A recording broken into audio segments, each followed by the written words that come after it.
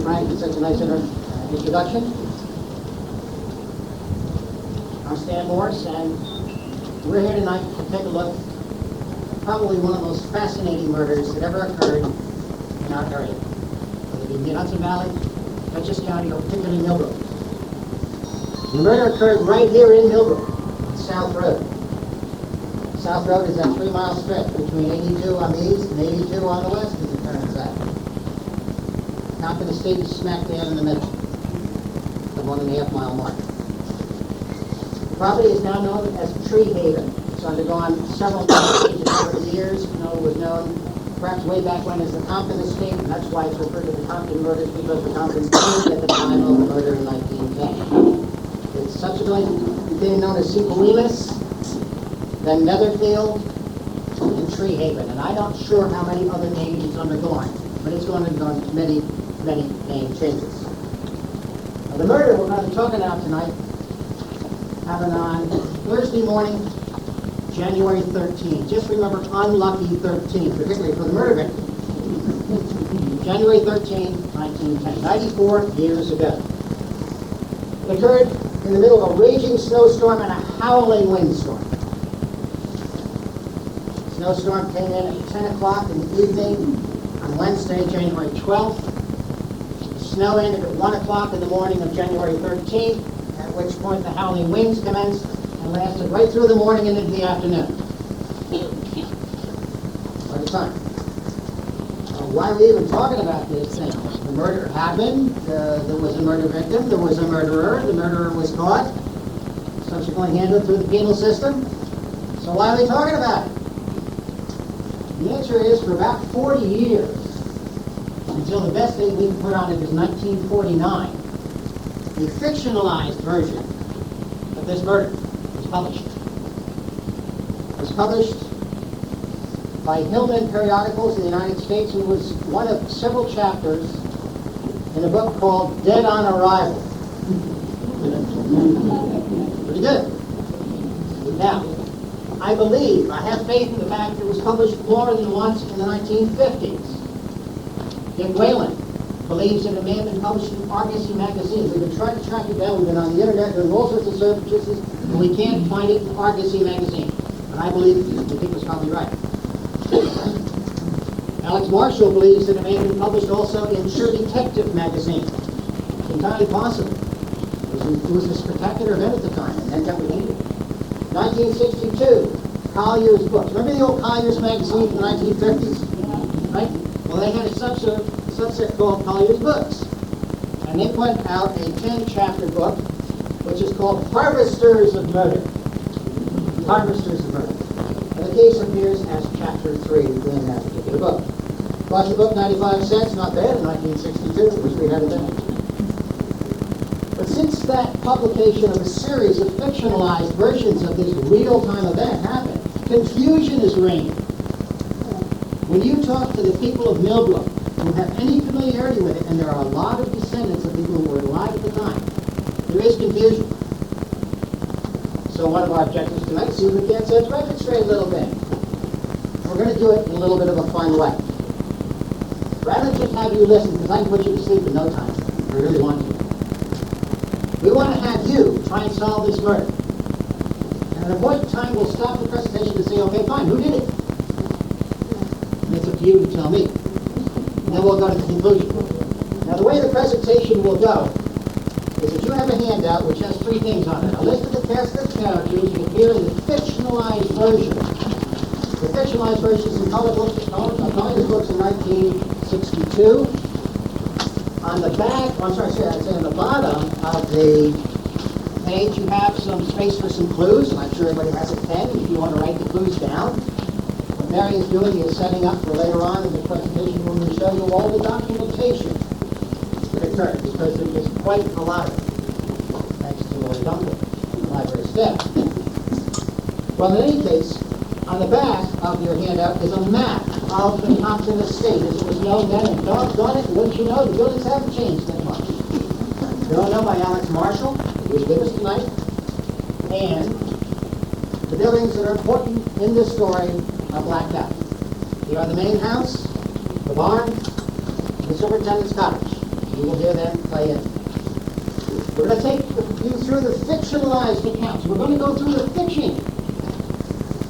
Get it out of the way, and then tell you what really happened. Now, to help the process, we have 3 current or former owners of the Compton Estate with us this evening. I'm a pleasure for being here. Thank you. First of all, the current owner, Alex Marshall. Prior owner, Dick Whalen, Friendship Farms, who had subsumed the Compton Estate with Friendship Farms at one time and then sold it off to Alex. No, I got that wrong, sorry. I only came in after that lady came in after the serum, so. I stand corrected. Thank you very much. Thank you. No, you've got to keep me honest in something. There's so much confusion in this. Thank you. There is a third owner, Lucy Vanliver Steer, sitting right here. Lucy and Lake owned the farm, or the Compton Estate, known by their name, for about 20 years, I believe, in the 1950s and 60s and 70s. So we're going to take you through the fiction, then the facts, and get on with it. Okay. Now, a little background. Compton name, where did it come from? Well, it turns out that the father of the Compton that was in Millbrook was a very prominent man in the state of Maryland. He was at one time the state treasurer for Maryland. Later on, he was a congressman from Maryland. Well placed. Comptons had 7 children, 5 sons, 2 daughters. The Barnes Compton of Millbrook was the last of the children born in 1875. In 1910, he was 35 years old, so was his wife, and so was their daughter, 3 years old. Let's go into the presentation. Any good novel has a really catchy phrase to start off. And I love the opening phrase of this novel. It is as follows. Whatever in life Barnes and Charlotte Compton may have lacked, that lack was not evident. Pretty good use of the English language. I think I was hooked. I wanted to read right on. That's pretty good. Okay. Now, the source of the wealth of the Comptons doesn't really matter. It probably came from investments from the father, inherited by the son. That doesn't matter. There was also a rumor that it may have come from Chisco Khan's money. We're not sure about that. That's a rumor we can't confirm. The Comptons had social prestige. They had a 3-year-old daughter named Polly. Her real name was Mary B. They had an apartment in New York City. They had the farm up here on the South Road of several hundred acres. And watch the next English phrase. They had a staff of presumably faithful domestics. Oh, I love this stuff. Okay, let's take it through. There is a list so you can keep track of it. One of them was the governess, Sarah Breimer.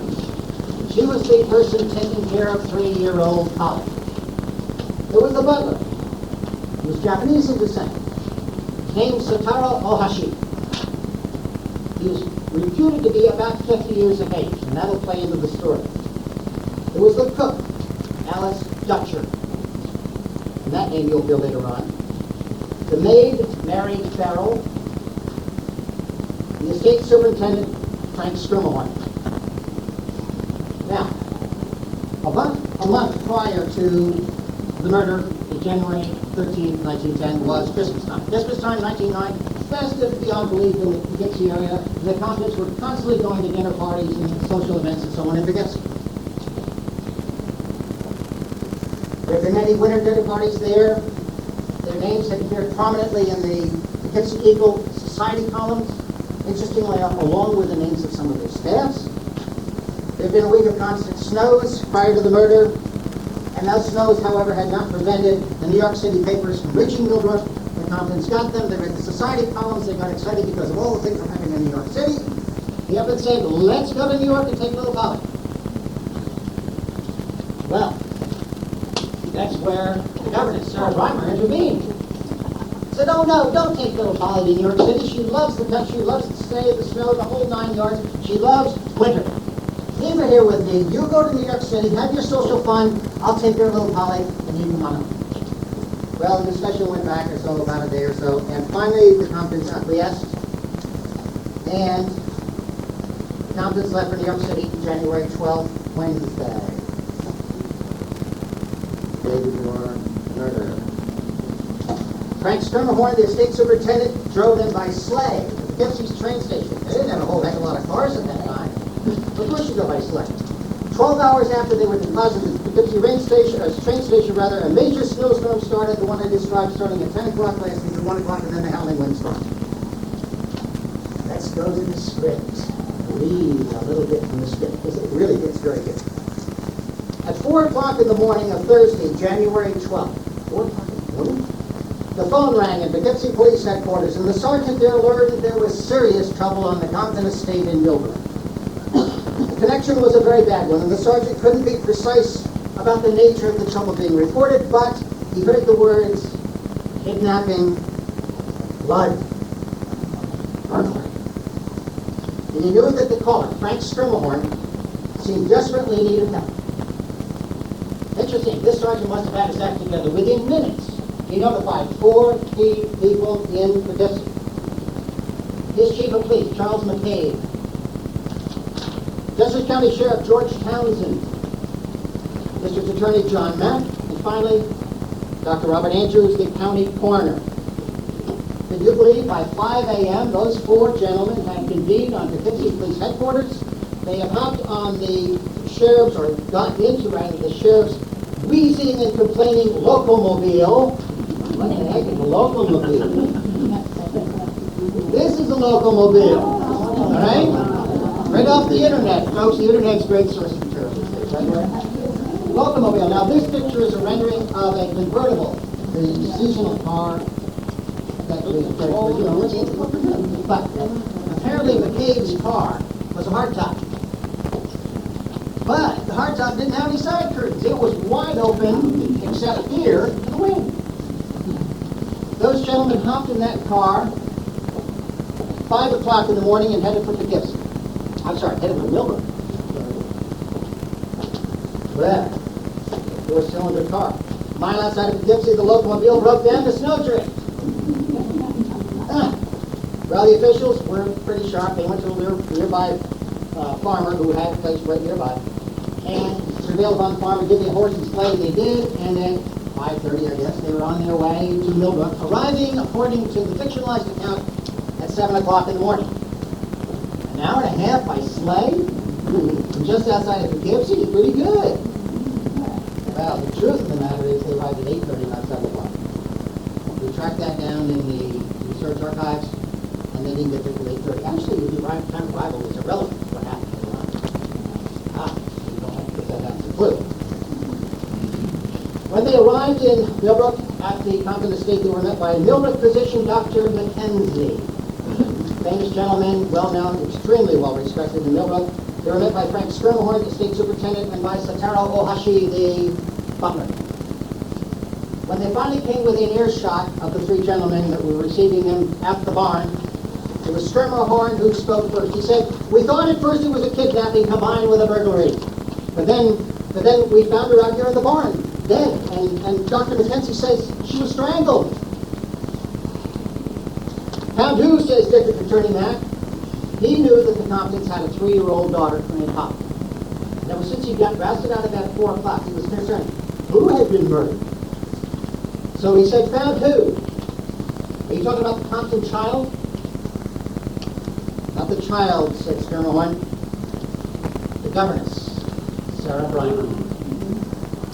She's up in the barn, up in the haymow, and it looks as though whoever killed her tried to hide her body." Now I know who's dead. When they all climbed to the hayloft, Sarah Brimer's body lay in the hay a few feet from the ladder. The dead girl was clad only in a sheer, revealing nightgown, and except for the blood about her lips, a cruel bruise encircling her throat, and a dark smudge on one cheek, she looked as if she might have been asleep. That smudge is soot or smut, says Dr. Mackenzie. Beats me how it got there. I understand she was killed up in her bed up in the main house. Go to your diagram, you can see the main house is different from the barn. Found in the barn, murdered in the main house. Now, considering the cold and the exposure and the advanced state of rigor mortis, Mackenzie figured she was manually strangled not later than 2 a.m., 2:30 a.m. I first read it. Is it 5 hours? Yeah, we researched it. Rigor mortis is, in fact, able to be brought about in a much quicker time if the conditions are right. So the story about rigor mortis for the body put down in print. An autopsy was obviously called for, and Chief McCabe, who was at the barn with Skirma Horn and others, wanted to call the Mildred undertaker, a man named Reardon. We know him as Cornelius Reardon. He was the Mildred undertaker. Here's a picture of Cornelius Reardon's home in Mildred. If you studied it hard enough, you might be able to figure it out. As you see here right now in front of me, this house is only 150 yards away. Exactly. It's at the end of Maple Avenue. The newly figured Maple Avenue. You come in the lower end, you go around the corner up to the top, you come back down, you almost make it to our main avenue, Franklin Avenue, and it's the last house on the left. I've studied this photograph, I've studied the house, there is no mistaking that this is the event house. Okay. Take a look at that one, look at that.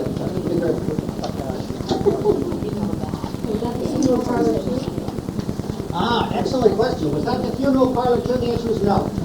We believe the funeral parlor was down in the town. We're not sure, based upon the fire that occurred in Millbrook following this occurred, exactly where the funeral parlor was. It may have been in Allen's. Who knows? We don't know. Bob is shaking his head. Do you know where it was, Bob? Because I haven't been able to find out. Well, in any case, here you had, yes, Millicent. I think he apologized in police. Oh. If Frank called the police and said, Right. where apologize? Oh, you're getting ahead of me. Go. She's a little girl. Little mystery here. Where was Polly all this time? Aren't you supposed to be asleep in the snow? You're going to find out. You're going to find out. Oh, you're only getting ahead of me a little bit. Oh, you're sharp tonight. Okay, fine. They were at the barn. McCabe wanted to call the undertaker by the rear of Cornelius Reardon. Skirma Horn's cottage was right across the road from the barn, closer than the main house. Skirma Horn took McCabe there.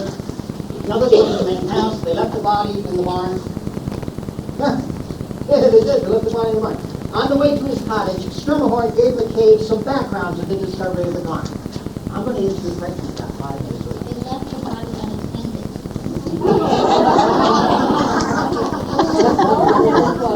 She wasn't, thank you, she wasn't going anyplace.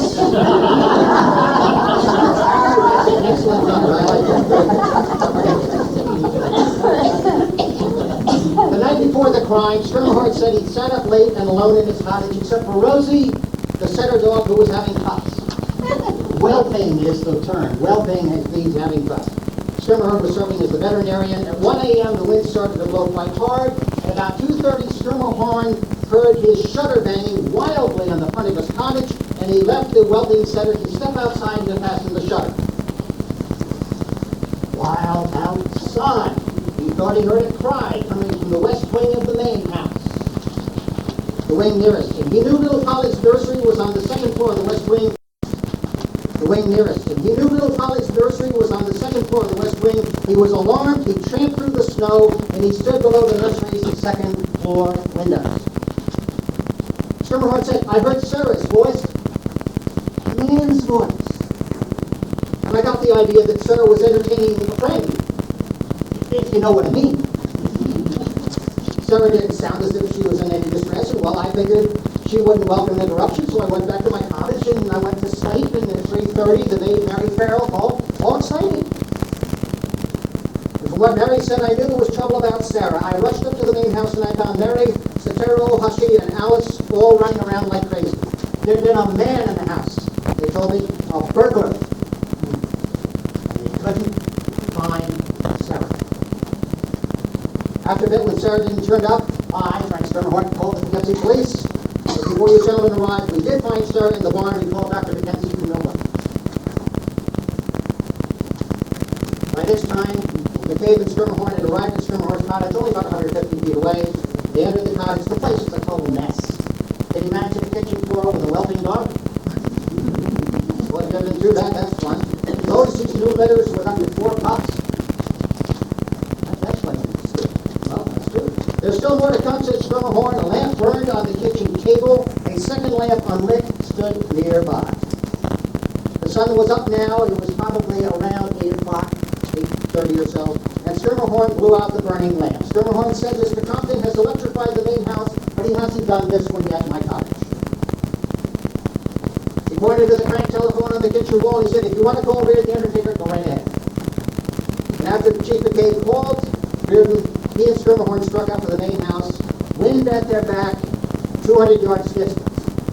That's the only foul. It wasn't 200 yards, it was only 110 yards. I have measured it.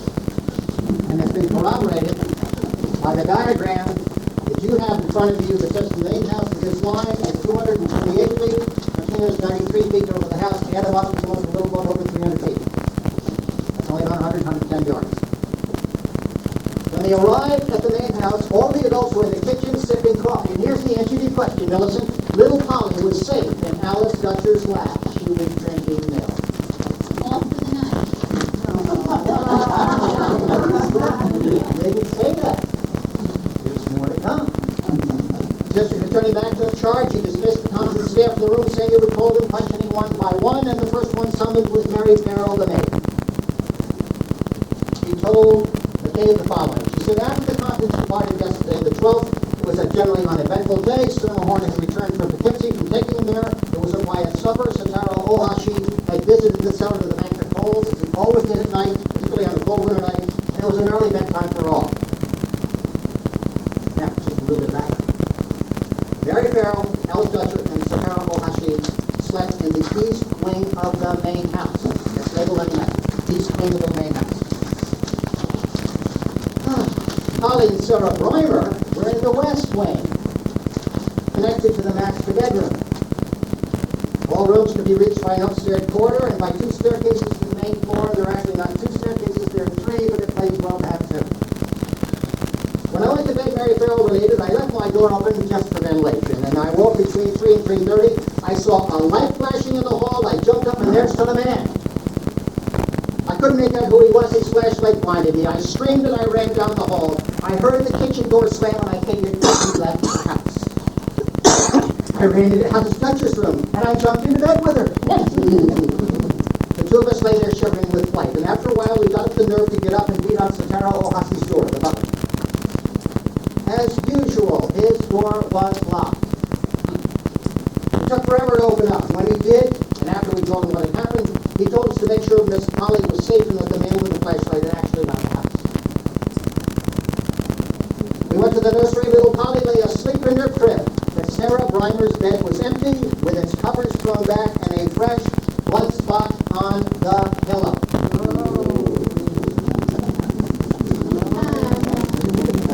Sataro Ohashi looked out the west window and he said he thought he saw a flashing light in the direction of the barn. The threesome with a sleeping child, Polly, Mary Farrell continued, made their way to the Compton bedrooms and saw that Mrs. Compton's jewelry box had been rifled. Downstairs, they discovered a large quantity of Tiffany silver that was missing from the dining room chest. I phoned Frank Schermerhorn's house. He got him almost immediately. He came right over. We found another blood spot out on the front stoop. But the blood being on the front stoop, that was curious because it was the back door that had been slammed. Door, he got the foot. I mean, the snow, the wind, the howling, something that just went through it. And around 4 a.m., Frank called the police. It was then that Sataro Ohashi, the butler, recalled seeing a flashing light near the barn. While waiting for the police, the Compton staff continued the hunt for Sarah, breaking up into teams to see if they could find her. This is a very heavily edited edition that no one else. I cut down the label about that. So you're getting an edited version, nothing studious like that. The maid and Schermerhorn carried flashlights, ventured out to the barn. There they found Sarah Breimer dead in the hayloft. I felt for her pulse, Mary concluded, and I figured out right away that she was dead. Frank wanted to call the doctor anyway. When we got back to the house, I called Dr. McKenzie.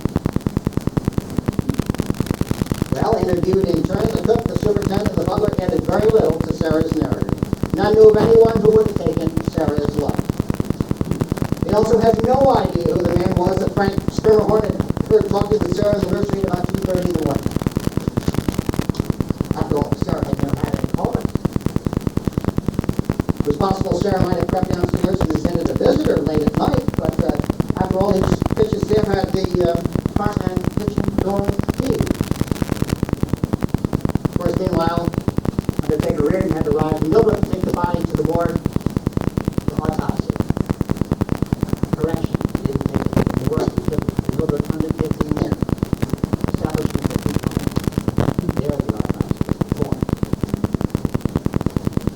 Attorney Mack and Chief McCabe then visited the nursery, examined the bed in which the governess had been killed. They saw the pillow was soiled, not merely with a blood stain, but also with black smudges similar to those found on Sarah's face. A search of the cook's and the maid's room turned up absolutely nothing about it. But Satara Ohashi's room, a faded lithograph was found on the wall.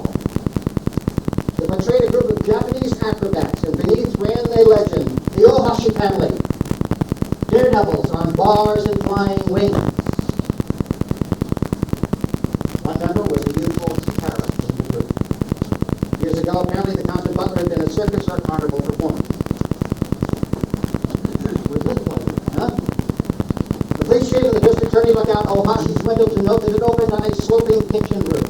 At its lowest point, the roof was just 9 to 10 feet from the ground, and a stout drain pipe rose up to connect with the gutter. An agile man, McCabe said, especially a man trained as an acrobat, could climb up from the ground and get to this window, couldn't he? True, agreed Mac, but if he was busy at such a stunt, someone was pounding at the door, it might explain why it took him so long to open the door.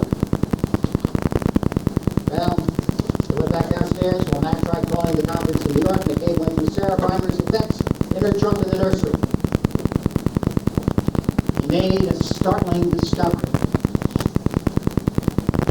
Sarah Breimer was not, strictly speaking, Sarah Breimer at all. Breimer was her maiden name. She'd been married, separated from her husband. The Nobel Roundtable reported a week later she also had a child the preceding June. We believe that is correct. The husband, according to the fictionalized account, who had written her occasionally, lived right in Red House Mills, and now and again expressed a desire to see her. McCabe wondered where Sarah's husband had been the night before. When asked, no one on the Compton staff knew that Sarah had been married. Didn't know. Frank Sturmhorn, in the meantime, had returned to his cottage in the Wellbeing Center. The district attorney was also unsuccessful in reaching the Compton director. By that time, it was nearly noon. Chief McCabe and the district attorney were famished. They told this to Alice Dutcher, who said she'd prepare something and Satara Ohashi would serve it to them. The two investigators sat down at the dining room table. Shortly, Satara Ohashi passed through the room. Food ready yet? Said McCabe. Well, not quite yet, sir. The butler apologized and extended his hands, which were black with smut. Oh! Before I can weigh you, I have to wash up. The cellar front is very, very dirty, not just down there. McCabe and Mack recalled the black marks found in Sarah Breimer's face and pillow. Then they waited for lunch. In serving lunch, Satara Ohashi demonstrated only efficiency and oriental inscrutability. His hands didn't tremble one iota. The phone rang midway during lunch. It was Coroner Andrews. He told the district attorney that an autopsy had been done on Sarah Breimer by Dr. Samuel Jacobus, a distinguished pathologist living nearby. A distinguished pathologist living by in your book? Yes. He did exist. He did do the autopsy. It was done right down. We believe what's going to happen. The autopsy has brought to light a secondary crime. Not only was Sarah Breimer strangled, but raped. And when her nightgown was removed for the autopsy, spots of black smut were found on her breasts and abdomen. We were taking samples of the smut to Vassar Hospital Laboratory for chemical analysis at the coroner, and then the phone rang again. It was the now Sheriff Townsend. Sheriff Townsend was out and around, rooting out information about this thing. He wouldn't waste any time. He was calling from Felix Moran's Saloon in Washington Hollow, where his inquiry had taken him.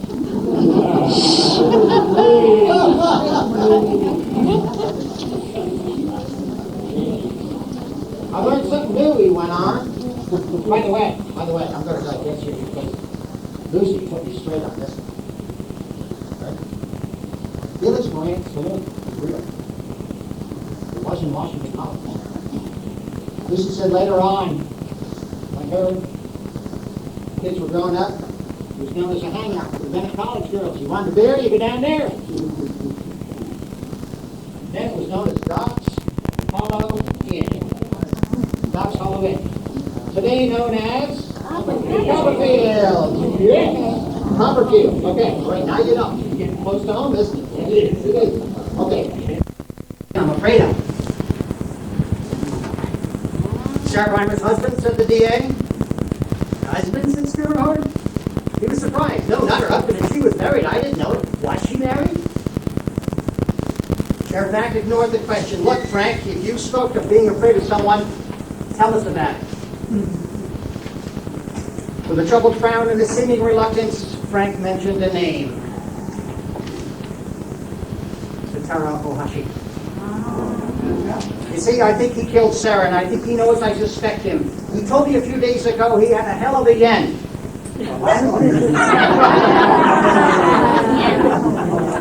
I mean, you know, okay, they got away with that one. For her, okay, yeah, for her. And if you ever got the chance, he was going to make a pass at her. Did the girls ever tell you of our sleigh ride last night?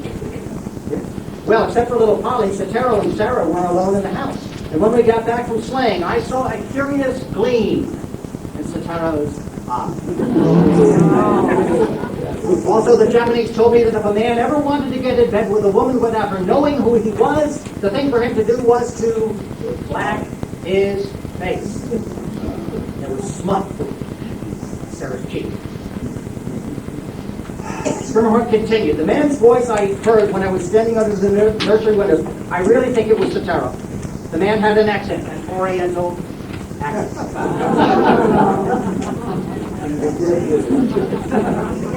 McCabe and Mack were deep in thought. Surely Sotero was a prime candidate for being Sarah's killer. I mean, who else had been readily available to him to furnace soot?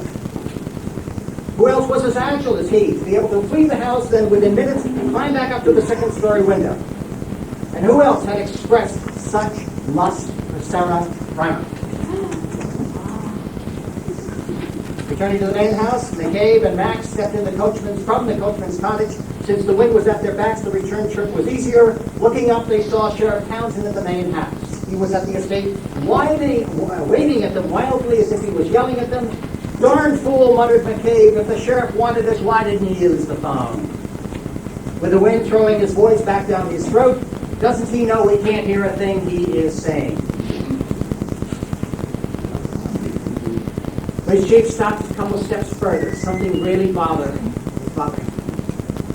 When they got to Sheriff Townsend, Townsend said, I just got back from Millbrook. A call just came in from New York. Mr. Compton, he and his wife are leaving on the 3:30 p.m. train to Poughkeepsie. They're very upset, but they want Frank Skirmahorn to pick them up at the train station. The sheriff went on to say his Red Oaks Mill deputy checked on Sarah Reimer's husband and is completely in the clear. Chief McCabe listened with a little interest. He sank into a nearby chair, his head in his hands, thinking. The DA then phoned Frank Skirmahorn's cottage and relayed the Compton's request had been picked up. But before you go, he said, stop by the main house. We want you to make a deposition of what you told us a little while ago. Then a call came from Coroner Andrews at Vassar Hospital. The sample of soot he had analyzed proved to be of a high oil residue content. In other words, the soot was from burning kerosene. Chief McCabe snapped his fingers and jumped up from his chair. Precisely, he announced. No, the others were puzzled. Okay, no more clues. Who's the killer?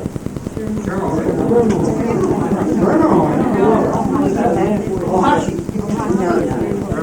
Who else? Polly.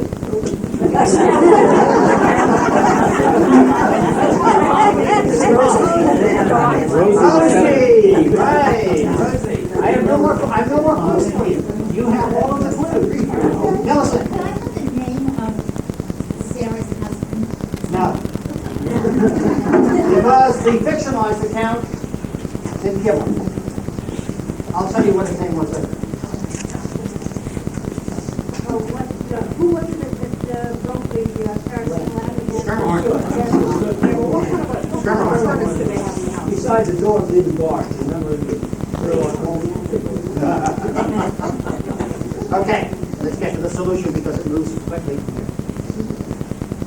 Max said, this Sotero Ohashi, he claimed, is as innocent as you people are. True, the fellow could have run from the house and climbed back into his bedroom window, but what would he have done with the stolen jewelry and so forth? Also, there is no kerosene soot in the furnace. Kerosene soot comes from an oil lamp. The main house is electrified. The only kerosene lamps are in Superintendent Schermerhorn's TOWNH. Take it from me, Schermerhorn is trying to frame the Japanese butler. He says that at 2:30 last night, with the wind blowing and banging his shutters, he stepped from his cottage and heard a cry at the main house. But as we all know, with the wind from the west, he couldn't have heard a thing. Even if he tramped over to the house and stood beneath the nursery windows, he still couldn't have heard anything. Schermerhorn is lying. When we went to his cottage, he whirled about and smashed that lamp chimney, didn't he? Why? Because last night he used the soot from that lamp to black his face. In his cottage today, one lamp was burning, the other wasn't. Remember that? The lamp he broke was the one he blew out earlier. He broke it because he figured we might see his finger marks on the inside of the glass. Things really moved sexy now. When Schermerhorn appeared at the kitchen, the main house, the district attorney questioned him in the kitchen. Meanwhile, Chief McCabe and Sheriff Townsend sneaked down to the superintendent's cottage and searched it thoroughly. Beneath a bed, they found Mrs. Compton's jewelry and missing silver. They returned with it to the main house. McCabe stalked into the kitchen and threw the jewelry down on the table where Schermerhorn sat. Schermerhorn yelled wildly, jumped up and dashed through the kitchen door. The three investigators gave chase. But Schermerhorn, who headed for his cottage, beat them to it and locked himself in. Shortly thereafter, the three heard a terrifying scream. They broke the tower down and found Schermerhorn on his kitchen floor not far from the well-being setter with his throat cut and a razor in his hand. Two of the men did what they could to stanch the flow of blood, while the third called Dr. Mackenzie. Later that day, Frank Schermerhorn was removed to Poughkeepsie Hospital. The following days, Schermerhorn rallied, lost ground, and then rallied again. Finally, he recovered from his self-inflicted wounds, was taken to Dutchess County Jail. There, he confessed to the rape murder of Sarah Brown. He said, ever since she started to work for the Comptons, I've had my eye out. I figured my chance at them when my wife was in the hospital and the Comptons were in New York. Yes, Frank Schermerhorn was married. His wife had been in the hospital. In for a second operation. We're not able to determine who the operation was or why, but she was in the hospital. Yeah, he was free to do whatever he wanted. The story, the fictionalized account, then winds down with one last paragraph. In the spring of 1910, a Dutchess County grand jury indicted Frank Schermerhorn for first-degree murder. The jury was tried before Justice Joseph Morshower, and a jury found guilty and sentenced to death. After an unsuccessful appeal, Schermerhorn died in the electric chair at Sing Sing prison in the fall of the following year.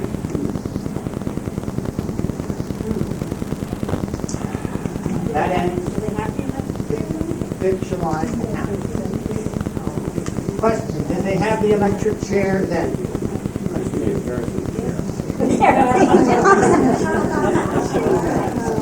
Yes. It was electrocuted legally.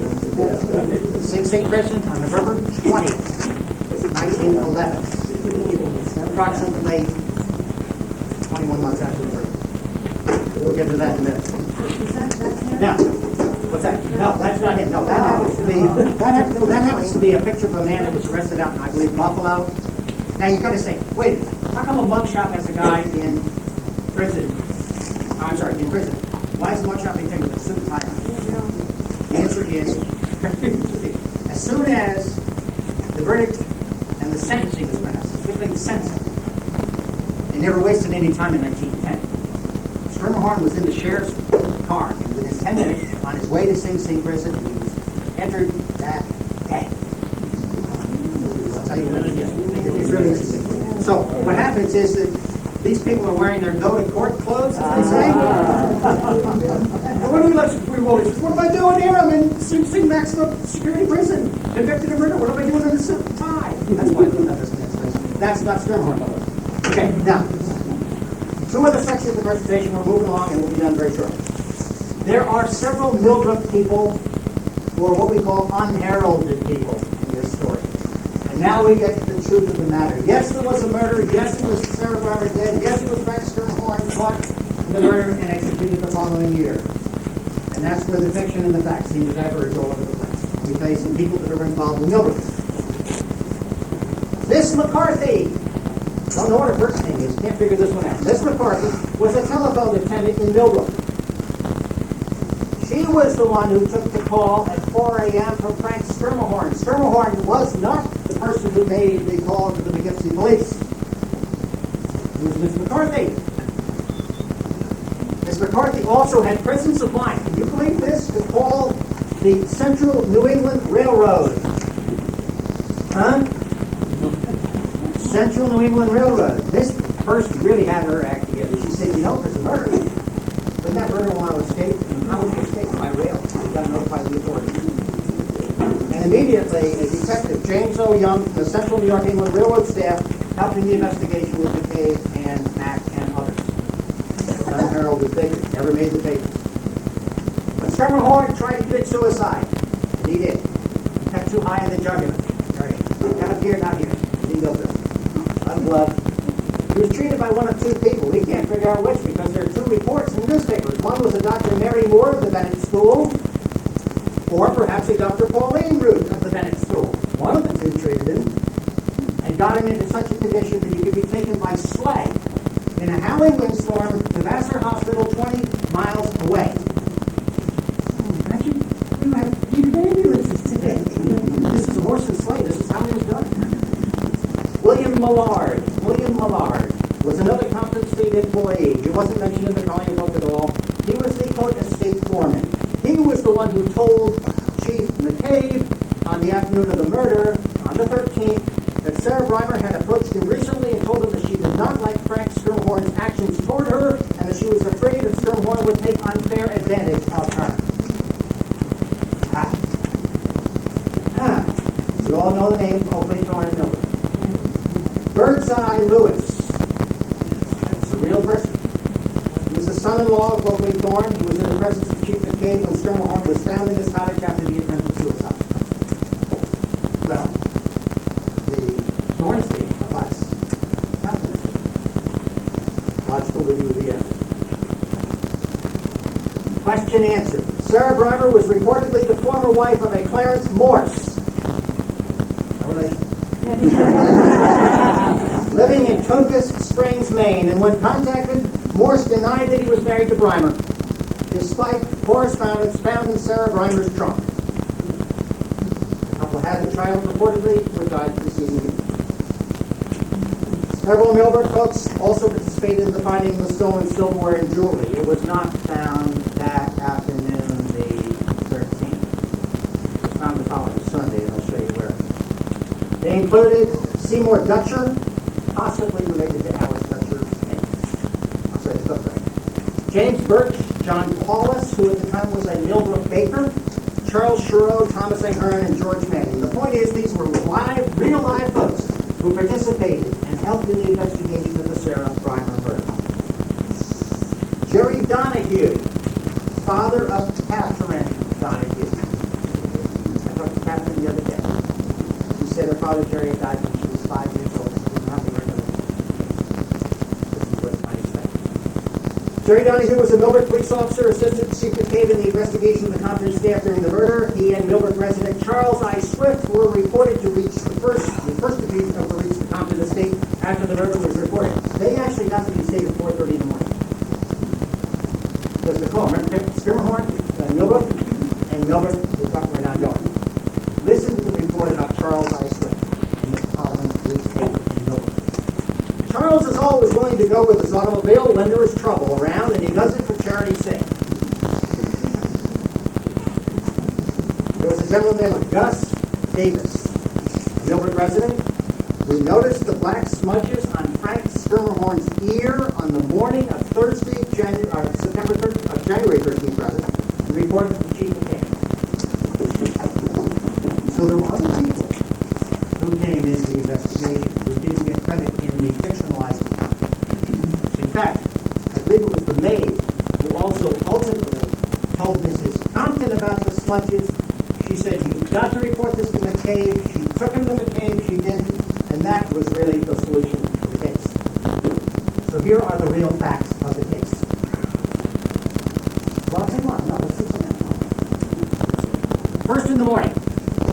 By the way, Lori is just marvelous. Without Lori, we couldn't do a presentation tonight because of all what she's done on the internet, the research, the documentation, and so on. January 13th, 1910, early edition, probably 6 a.m. in the morning.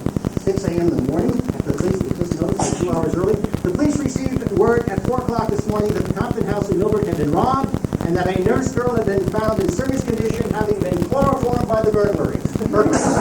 No details were received. Okay? That's one report. Later on that day, January 13th, in an organization called the Enterprise in Millbrook, the Enterprise was a newspaper trying to have a man at the scene of the crime. They had talked about Sarah Breimer being killed. They were hot on this one, believe me. It was a big, big case, and they wanted to be in on the investigation of the notoriety. The next day, on the 14th, county in the grip of a hard storm, and coachman something, we don't know what it says, but the officer said Schermerhorn was alone responsible for Miss Breimer's death. Cut throat last night, hurried to Vassar Hospital, will recover, surgeons say. This is real. This really happened. Friday, January 14th, coachman with throat cut is arrested for Millbrook crime. Yes, he was arrested on Thursday, the day of the crime. Well, you see, was he a coachman? Was he a superintendent? I don't know. The number's different. Was he coachman? What's the difference? I know. The superintendent who drove the coach. Well, do you have the idea what's the difference between a coachman and a superintendent or foreman on a farm? I don't. I would think that would be the person who's building the and the coachman would be. Well, Superintendent Schermerhorn was also a coachman. Right? He drove coach Otter. He could have a dual title. It was a small staff. Friday, January 14th, the day after the murder. Mirror and Round Table. Who was the editor of the Millbrook Round Table in 1910? William Tilden. Thank you. Whose daughter was? And then who passed away. We're getting closer and closer. Shocking murder at Shady Dell. And went on with his version. Joseph. They actually got back in the morning of the 13th. They got back a lot earlier than the fictionalized account said. The fictionalized account said in the afternoon. They actually got back in the morning. And Mrs. Compton went to TOWNH Estate. Compton himself went to his estate. Saturday, January 15th, Schermerhorn pleads innocence. You can read this right over here. I'm going to put this here. I don't know whether you want to read all the detail like we have, but you can say this was a real documentation. Monday, January 17th, stolen silverware is found in the chimney of Schermerhorn's home. It wasn't found until Sunday. It was not found on the day of the murder. Or under the bed. It was found in his chimney, and they had to go down into the fluid chimney with searching around. They heard some tinkling down there. They said it must be it, and they did get it up. It was. And there would be stuff there too. Yes, there would be something. The murder was done. Yes, there would be stuff there too. That's correct. Now remember, the silverware and the smut would occur after the murder. Thursday, January 20th, the following week. Wood to defend Frank Schermerhorn. Wood was a very famous trial attorney at that time. And it was Mrs. Schermerhorn, the mother, who went to Attorney Wood and said, please take on my son. No, he was a business. Tuesday, January 18th. Schermerhorn confesses that he was alone in the crime. We'll get to that back in just a minute. The following week in the Millbrook Round Table, Millbrook Round Table, Friday, January 21st, it appeared on Fridays in that time, the true story of the murder of Miss Breimer. And that's the best and most interesting account that we ran into right here in Millbrook. I can't stand up to the accounts of the Millbrook. Man at the bottom was Jeremiah Donahue, who was the police officer who was first on the crime with his buddy Swift, I guess it was, and they helped the case in the investigation. Oh, I'm sorry. Sarah Reimer, best rendition. We don't have a good picture of her at all. This was Alice Dutcher, Satara Ohashi. And a very young photograph. This may have been taken from a lithograph, because he was reportedly 50 years of age at the time. This is the bedroom in which Sarah Reimer was killed. We'll get back to that in a minute, too. June 10, 1910. Skip all the way from January to June. Jurors to try Schermerhorn. At least only about 5 months to get a jury in, right? Fantastic. You really want to puzzle through data. June 21st goes a blow-by-blow description of the selection of the jurors for Frank Schermerhorn's trial. It gets mentioning ethnicity, background, ages, gender, the whole 9 yards. Fascinating process. It finally resulted in the jury selection. Wednesday, June 22nd. The trial lasted less than 3 days. Schermerhorn guilty, murder first degree. Judges Morshower sentenced him to death in the electric chair in Sing Sing, the League of Long State. Well, something happened. He didn't die on the state. He died the following event. Okay. Jury came in at 12:18 in the morning. Actually, the jury, I believe, came in at something like 12:10 or 12:09, 12:08. Within 10 minutes, the judge was back in the courtroom returning the verdict, pronouncing the sentence. Did it full remedy. Well, did he confess? Oh. Wednesday, June 22nd. Schermerhorn taken to prison. On sentencing, right into the car, right down to Los Angeles. No fooling around. The next day, the following social entries appeared in the social column of the local paper, The Eagle. A delightful birthday party was given by Mr. and Mrs. Barnes Compton Monday for their little daughter, Miss Polly Compton. All the little children from the other hilltop mansions were in attendance.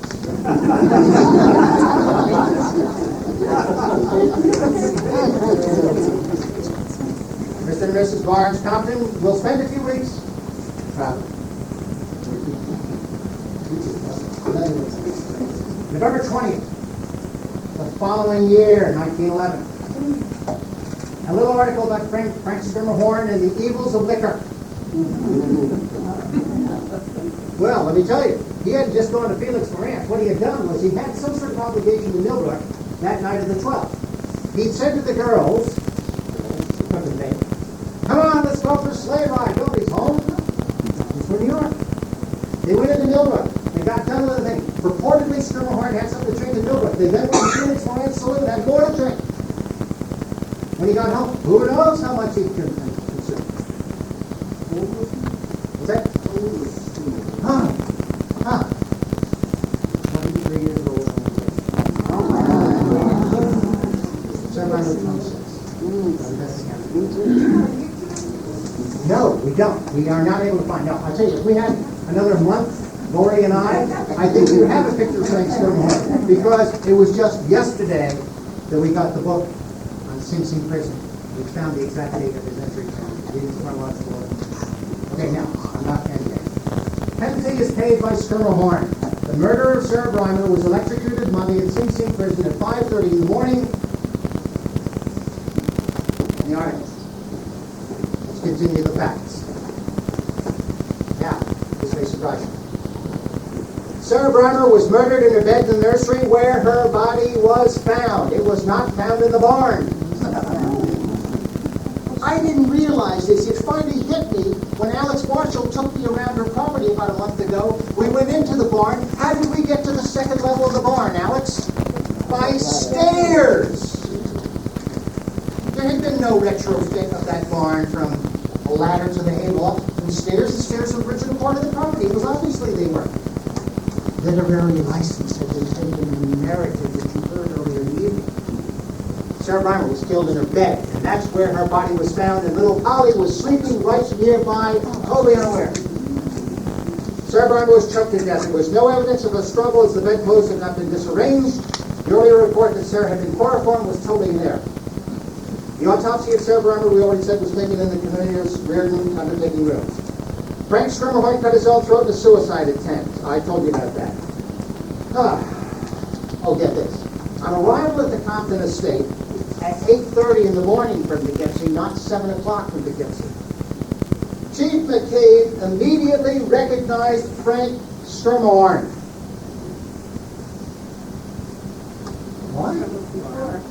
Why? Schermerhorn apparently had been mixed up with Ida Thompson, a resident of Dover Plains, who had been convicted of the arson of a large house owned by General John H. Ketchum. Schermerhorn was not a stranger to trouble.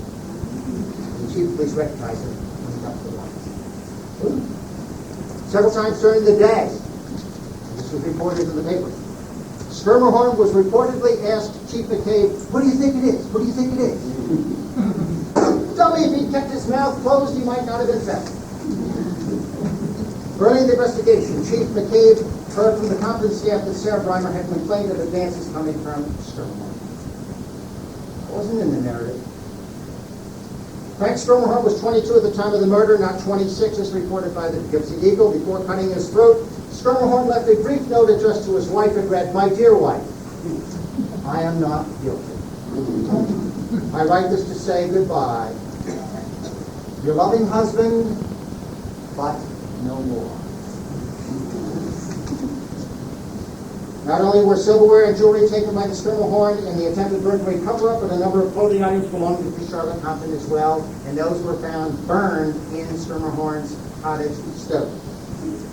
When Mary Farrell was questioned the afternoon of the murder, she told Chief McCabe that Schermerhorn had black marks on his face at 3:30 in the morning when he came to the main house in response to her call. They, in fact, had told Schermerhorn, "You look a little weird, you look a little strange, go clean up." Yes, it's in the papers. Okay, that wasn't even in the valuable edition. Oh, here's the other. Satara Ohashi reportedly did not speak English very well, contrary to the dialogue in the victimized account. Okay? The stolen Compton silverware was found in Schermerhorn's cottage on Sunday 3 days after the murder, etc. and so forth. During the evening before the murder, while they were out drinking at Felix Morant's, Frank Schermerhorn reportedly said to Alex Dutcher, "Is Sarah?" Oh, all right, leave her. Oh, God.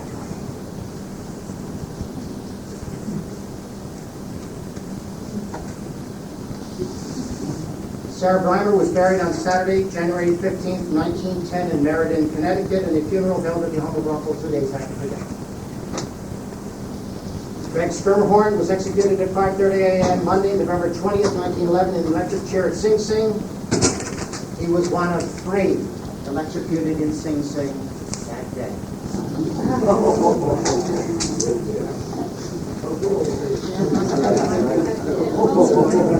That ends the story except for one thing. I owe a huge thanks to a lot of people in this audience.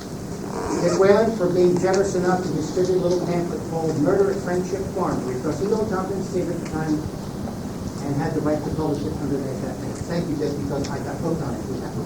And a lot of people know about that little pamphlet. 20 pages in long. It started out the way he said it, and it just got us all so excited. I mean, I spent, I don't know, 8 hours on this and so forth. Okay, Lucy Minster. I spent a delightful evening with Lucy about 3 weeks ago. And she briefed me on whatever she possibly could.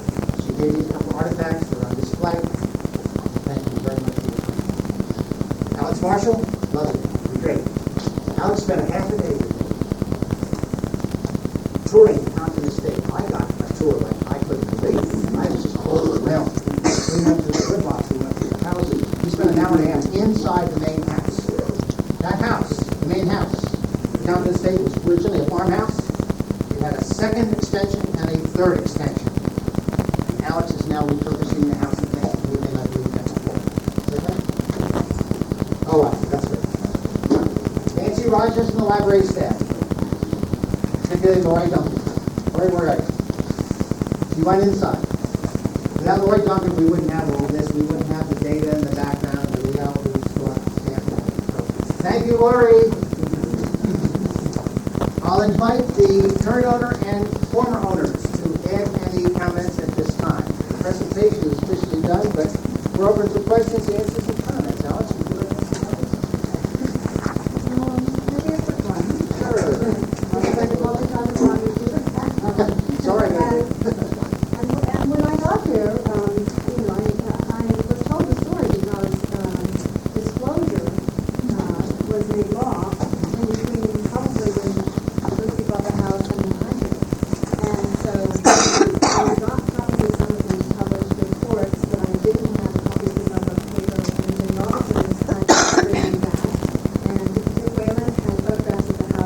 30s, which solved one of the mysteries, which is that the room that she was murdered in is no longer there. It was like a sleeping porch off the end of the master bedroom, and it's gone.